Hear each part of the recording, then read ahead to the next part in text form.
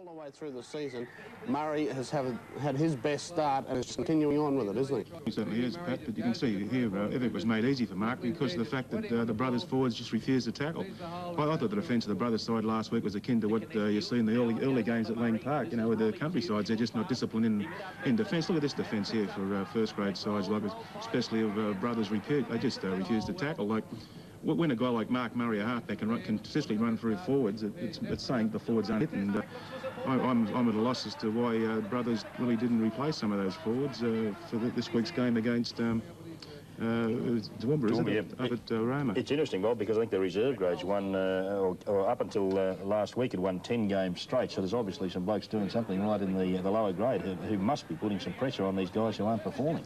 Well, it certainly is. Well, naturally, we all went last. I think we all went for brothers last week to win the game, and we didn't expect Redcliffe to have so much ball in the game. But even allowing for the fact that Redcliffe had that much ball, you're still allowed to tackle. Like, look at this for forward defence. That's third grade stuff, and I think brothers contributed to their own defeat by just refusing to tackle. Interesting that Rob Chew, the player who we've mentioned earlier this year, who had a bad season with Redcliffe, mainly through injury last year, is really on the improve, and he was nominated by the Redcliffe coach Darryl Vanderveld as his player of the match last week, and Chew playing with plenty of confidence outside Murray now.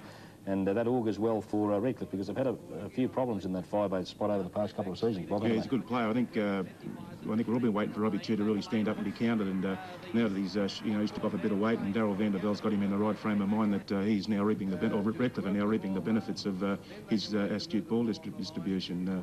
I just hope that he is consistent and he does perform today, to the performance he put in last week. Tony, Redcliffe showed they're going to be a great force if they can keep this stuff up.